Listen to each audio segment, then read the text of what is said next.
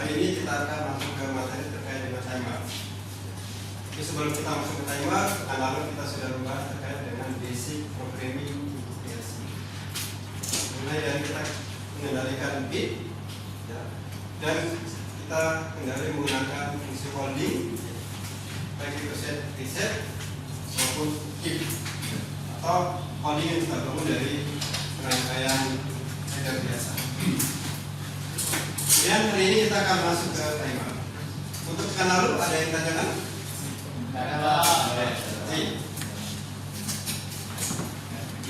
Nah, tujuan pembelajaran kita ada 3. Yang pertama adalah kita akan menjelaskan fungsi terkait dengan timer. Kemudian yang kedua adalah kita menganalisis terkait dengan penggunaan timer. Kemudian yang ketiga adalah kita akan membuat program dengan menggunakan fungsi timer.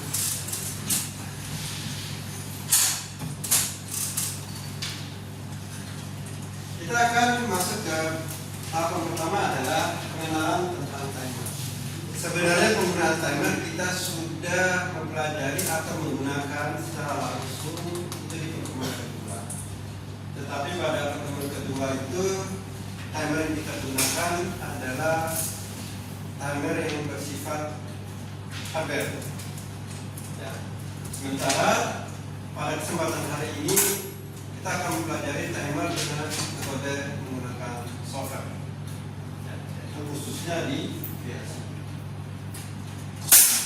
Nah, ini ada ruang itu dari penggunaan fungsi timer. Itu nanti kita bisa belajar dengan software simulasi, kemudian time delay-nya atau pengaturan waktunya, kemudian ada proses kontrol, lalu ada automate action. Ini terkait dengan penggunaan fungsi timer. Nah, secara umum timer yang ada di PLC itu ada 4. Yang pertama adalah on delay, yang kedua off delay, yang ketiga preventive, dan yang keempat adalah push timer. Tapi tidak semua juga PLC yang ada di pasaran ini mensupport keempat timer dalam satu PLC. Kalau software yang kita gunakan adalah software shared programmer. Dengan PLC yang kita gunakan adalah Omron. Dia hanya bisa mensupport dari satu jenis timer. Kemudian kita akan masuk ke jenis yang pertama, yaitu on delay. Namanya on delay secara sederhana dia akan menunda waktu on. Proses siklusnya bisa kita lihat secara sederhana seperti ini. Ini adalah 4 siklus untuk mengaktifkan on delay. Pertama, kita memastikan kondisi inputnya harus true atau harus di-on-kan. Setelah kita on-kan, maka terjadi proses timernya berjalan. Kemudian tahap ketiga adalah ketika waktunya yang kita atur telah tercapai, maka outputnya akan on. Dan untuk mematikan, maka inputnya kita off-kan kembali. Nah, ini adalah 4 siklus dari timer on delay. Siklus ini kita kaitkan dengan timing diagram chartnya. Ini adalah timing diagram chart dari timer on delay. Anda lihat di sini, ini adalah contoh program yang kita gunakan untuk mengendalikan timer dengan program header di PLC.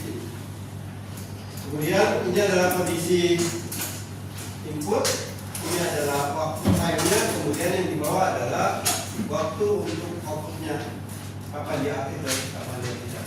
Ketika inputnya kita on-kan, si timingnya ini mulai menghitung.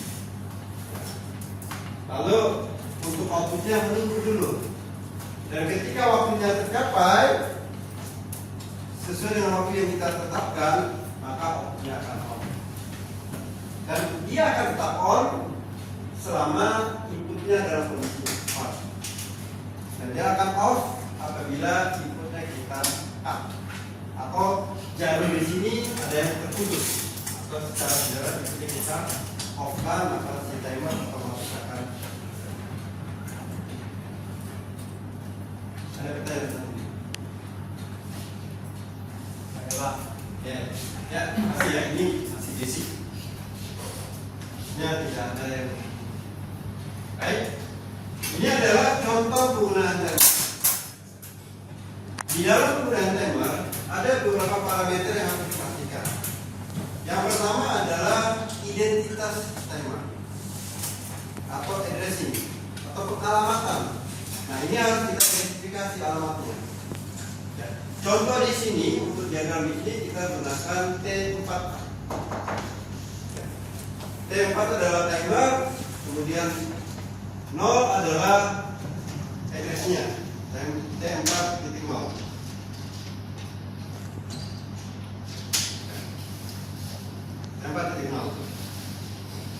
Kemudian ini adalah time base. Time base adalah waktu atau satuan waktu digunakan. Faktor pengalihan. Ini adalah faktor pengalihan 1 detik. Kemudian di sini adalah preset. Preset adalah waktu yang kita setting. Misalkan 10, nanti faktor pengalihan 1 adalah 10 detik. Kemudian dia adalah accumulate ketika timing yang kita on kan, maka si waktunya akan begitu. Nah, ini tergantung dari jenis QS yang kita gunakan. Apakah dia menghitung naik, apakah dia menghitung turun. Untuk produk Omron adalah timernya countdown dari atas turun ke bawah. Ya, ketika sudah mencapai nilai 0, maka outputnya akan. Nah, kalau Anda lihat sekilas terkait dengan programming di sini, untuk tipe on delay, maka kode yang kita gunakan adalah DST. Sementara kode STT ini adalah full jenis timer yang keempat, yaitu full timer. Jadi fokus kita mungkin di sini adalah kita gunakan ini, tetapi timer yang ada di PLC jenis ini dia bisa meng-cover ada 4 output kondisi. Ada enable, ada TT, dan ada.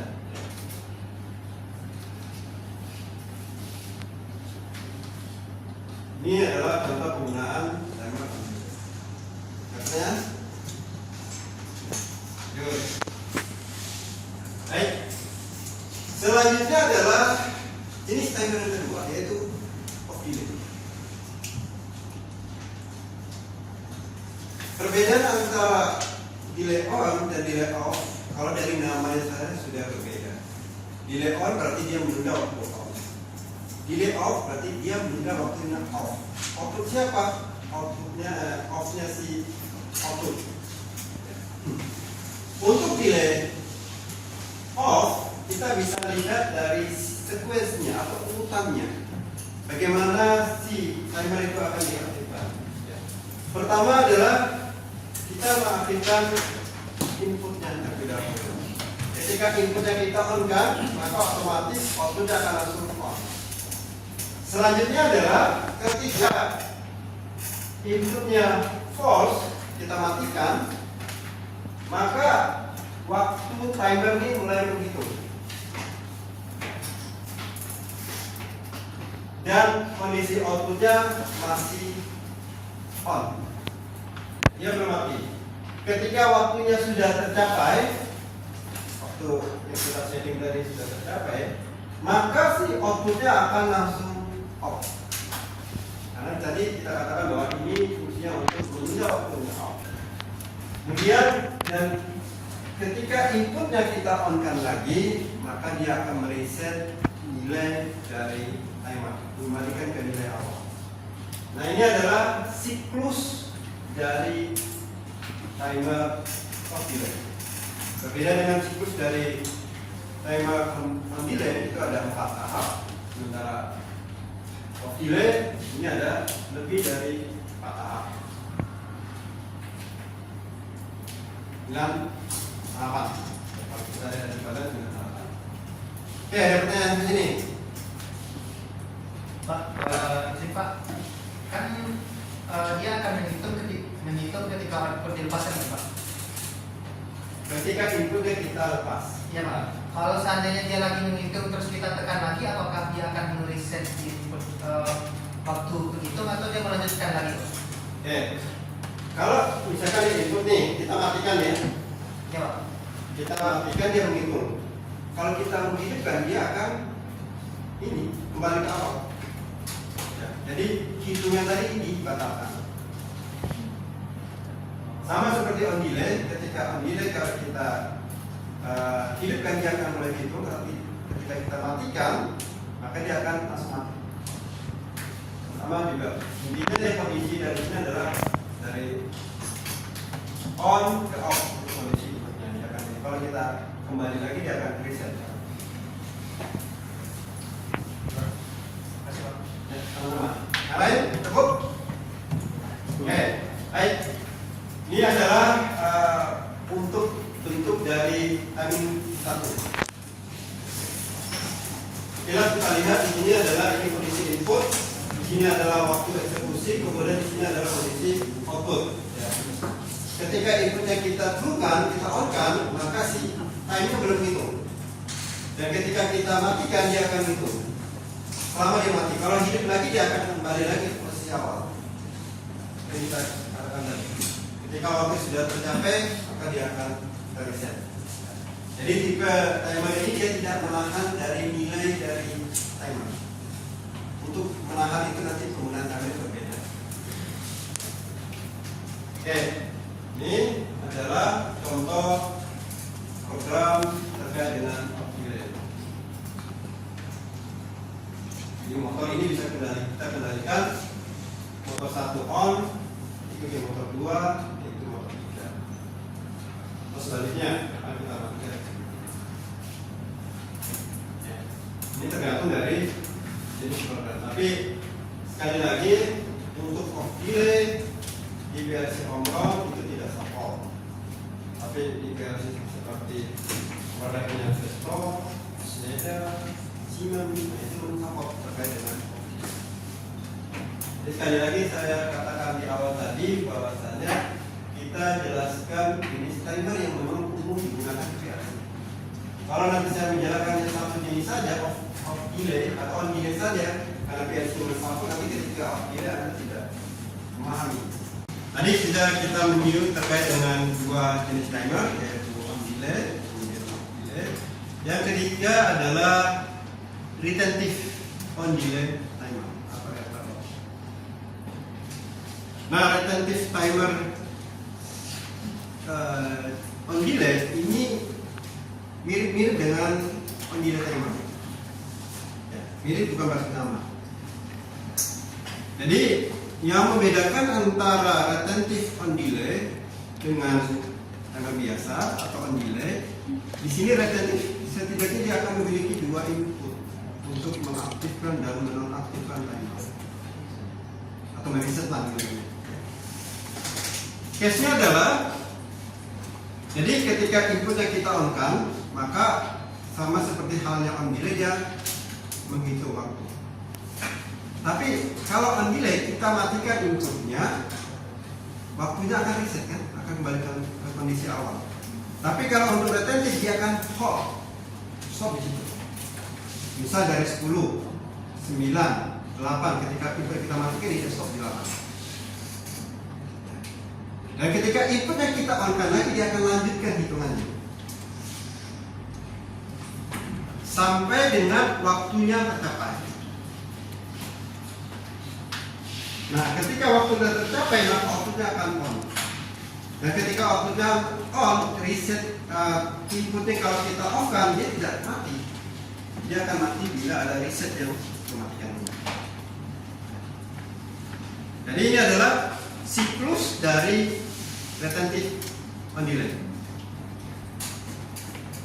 Ketika inputnya kita on-kan, tadi kita kasih gambaran, maka si timing mulai menghitung. Kemudian di sini terjadi akumulasi sesudah waktu yang ditetapkan. Ya. Kemudian dia akan outputnya akan bernilai true atau akan on. Ketika outputnya on ya tergantung Anda ingin mengaktifkan apa. Apakah lampu, motor, solar, dan sebagainya. Kemudian ketika inputnya kita off-kan, si timer ini tetap. Ya, belum nilainya tuh belum kembalikan ke kondisi awal, belum kembali. Kalau kita on delay, ketika inputnya kita off kan dia akan kembali ke nilai awal. Di retentive ini syaratnya dia harus kita aktifkan resetnya. Reset yang kita aktifkan maka nilai timernya akan terreset kembali ke kondisi awal.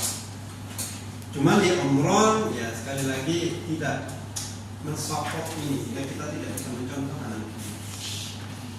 Ya.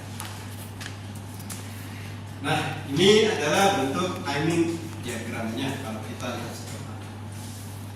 Ya. Jadi ini akumulasi ini nanti dia akan hold terus, tidak langsung tergantung dari input yang kita aktifkan. Dan ketika waktunya terpenuh maka dia akan aktif. Kemudian ini adalah contoh untuk menghidupkan retentive timer ini. Nah ini ada input sendiri. Ini kode T41 dia akan tetap on ketika waktunya sudah tercapai. Dan dia akan mati bila input S1 ini kita on-kan. Maka dia akan mematikan fungsi dari timer ini. Mirip-mirip dengan counter. Kalau counter harus di reset nanti ketika kita perintah. Oke, ada pertanyaan di sini? Ada Pak. Oke, cukup. Ya. Selanjutnya adalah pulse timer. Nah, pulse timer ini sebenarnya adalah mirip, bukan mirip ya. Ini dia akan aktif selama waktunya mulai menghitung. Ya, ketika inputnya misalkan kita kaitkan dengan fungsi yang ada di on delay, ketika inputnya kita on-kan, maka si outputnya langsung on. Dan outputnya akan on selama waktunya itu mulai bekerja. Ketika waktu tercapai maka dia akan berhenti. Jadi prinsipnya adalah timingnya jalan terus, dan ketika nilai timernya berhenti atau waktu tercapai maka dia akan off. Nanti jadi sedikit berbeda dari penggunaan retentive, off delay maupun on delay. Nah, siklusnya seperti ini, kurang lebih ya siklusnya. Kondisi inputnya true, maka timing akan mulai bekerja. Ya, ketika timing bekerja, outputnya langsung hidup. Ya. Output akan bernilai false. Pertama adalah bila waktunya tercapai atau kita matikan. Ini adalah siklus dari proses. Oke.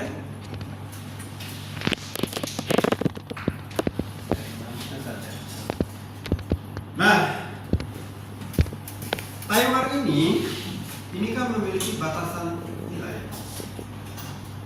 Jadi kalau misalkan kemampuan dari suatu timer, misalkan di produk omron, itu mampunya adalah kurang lebih 17 detik untuk satu jenis timer. Bagaimana kalau kita membutuhkan waktunya 25 detik? Maka indikasinya adalah kita akan menggunakan metode cascading. Cascading artinya timer pertama akan mengaktifkan timer selanjutnya. Jadi kalau kita lihat di sini, timer yang kedua ini menunggu waktu dari timer ini, sehingga output dari M3 ini adalah jumlah antara timer 1 dan timer 2. Sebagai contoh misalkan sini 20 detik, sini 20 detik, maka si M3 ini akan aktif bila waktunya sudah mencapai 40 detik. Ketika 40 detik baru dia akan aktif. Ya. Sekali lagi prinsip cascading adalah timer yang pertama, yang kedua itu akan menunggu output atau hasil dari timer sebelumnya. Kalau ada 3, berarti yang ketiga menunggu kedua, yang kedua menunggu satu, dan seterusnya. Dan ini umum digunakan di industri. Kalau waktunya si timer ini kurang. Pak, izin Ya. Pak, apakah 17 detik atau 17 menit? Oke, jadi kalau misalkan omron itu adalah dia kan 4 digit ya, 4 digit yang kemampuannya adalah 999. Dan kalau kita gunakan time biasa itu adalah pengalinya adalah 0,1 detik. Berarti kalau kita asumsikan ini adalah 9,9 detik ya. 9. Nah ini kurang lebih 17 menit ya. Kalau kita bulatkan dengan 17 menit. Tadi saya bilang 17 detik ya? 17 detik. Oh, terus semangat. Makasih. Sudah. Oke, ada pertanyaan sampai sini? Ada Pak. Ada ya? Ada Pak. Baik. Kita lanjutkan, ini adalah beberapa aplikasi timer. Ini untuk lampu merah dengan satu simpang. Timer yang kita gunakan adalah time delay. Di sini ada kombinasi dari DN ya, enable, DN dan sebagainya. Kemudian yang selanjutnya adalah ini penggunaan aplikasi timer untuk lampu merah dua simpang. Jadi nanti silakan Anda buktikan jenis-jenis aplikasi ini di PLC Omron. Kalau contoh di sini kita bukan menggunakan Omron, tapi jenis PLC yang berbeda.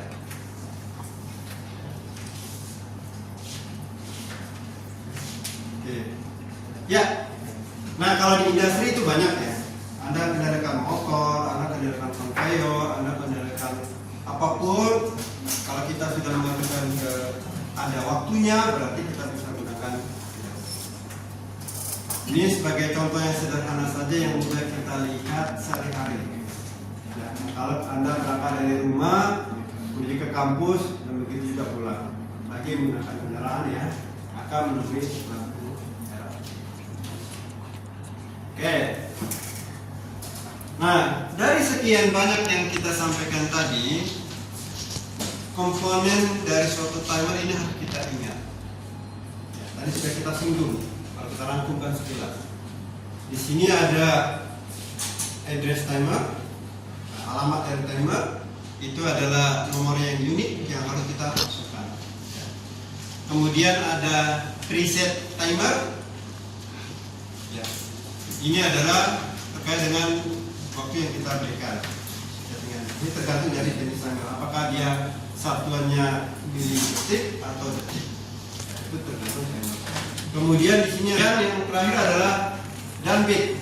Done bit ini adalah memastikan ketika waktu yang kita setting sudah tercapai, maka si kontak dari timer atau poin dari timer akan.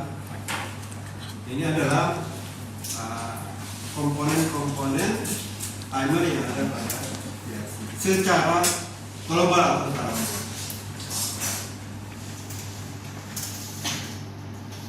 Oke. Nah, ketika Anda menggunakan fungsi timer, ada beberapa hal yang Anda perhatikan. Pertama adalah terkait dengan scan time. Nah, ini scan time adalah terkait dengan pengaruh dari akurasi timer. Masing-masing PLC berbeda.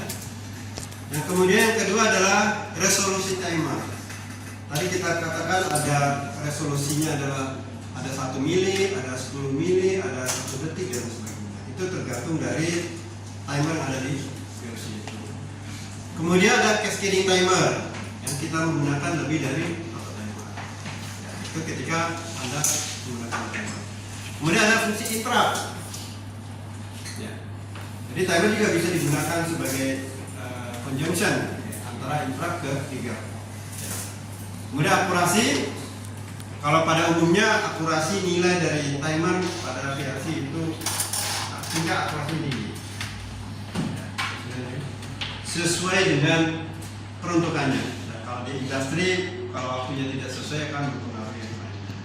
Nah, ini apa yang Anda harus pertimbangkan ketika menggunakan timer. Kita lihat kalau kita masukkan dalam Oke. Tadi juga sudah kita sampaikan beberapa aplikasinya. Kemudian ini adalah simpulan dari yang kita pelajari. Jadi secara singkat terkait dengan yang kita pelajari, kita dapat menyimpulkan yang pertama ada jenis-jenis timer. Ada berapa tadi jenis timer? 4. Apa saja itu?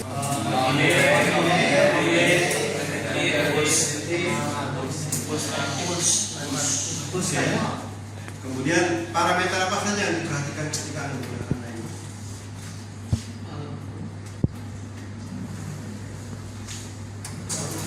Address. Address itu alamat. Kemudian waktu timer yang digunakan. Kalau obrolan berarti kan ada 2. Nilai sama address dari timernya. Kemudian apa yang dipertimbangkan ketika menggunakan timer? Tadi ada beberapa.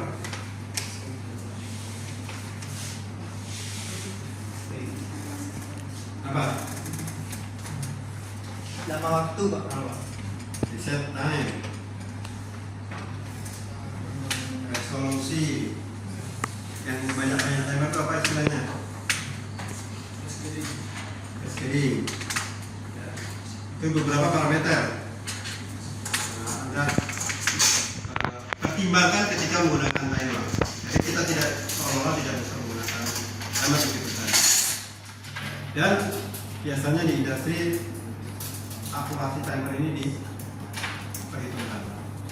Dan tingkat akurasinya sangat tinggi. Kemudian yang terakhir adalah aplikasi. Secara umum aplikasi timer ini pasti banyak digunakan. Kalau di kehidupan sehari kita, ketika kita pulang pergi, berarti secara sederhana lampu traffic light. Lampu traffic light itu pada umumnya adalah menggunakan waktu. Terlepas dia menggunakan PLC atau apapun, tapi pada prinsip dia menggunakan waktu. Oke, di penghujung materi kita, supaya Anda memahami keadaan penggunaan timer, tentunya akan diberikan tugas. Tugasnya adalah Anda desainlah lampu merah simpang 4 sesuai dengan kondisi real. Ya, real di jalan raya. Studi kasus lampu merah simpang Kepri. Jadi perhatikan gimana kondisi simpang di sana, kemudian terjemahkan mulai dari membuat timing chartnya atau timing diagramnya terkait dengan proses perputarannya. Dan perhatikan pergerakan lampu simpang mana dulu yang on, simpang mana dulu yang selanjutnya simpang apa. Nah, itu akan menjadi tugas di materi timer. Dan ini akan dipresentasikan di pekan selanjutnya. Pak. Oke, sampai sini. Ada yang tanyakan? Pak, izin Pak, Ya. tugasnya berkelompok atau mandiri Pak? Tugasnya karena ini berkaitan dengan timer dan kita banyak, tugasnya adalah berkelompok. Dan setiap kelompok terdiri dari 2 orang. Pak, semuanya mana? Biar ada diskusi. Oke, ada yang tanyakan lagi? Ada Pak. Oke, dan materi ini sesuai dengan e-book yang saya share di Learning.Bukan. Ya, terkait dengan referensi supaya lebih detail. Karena materi yang kita sajikan, poin-poin yang kita ambil detail, contoh-contoh kasus ini sesuai dengan e-book yang kita. Sampai sini ada yang ingin bertanya lagi sebelum kita tutup? Cukup? Pak.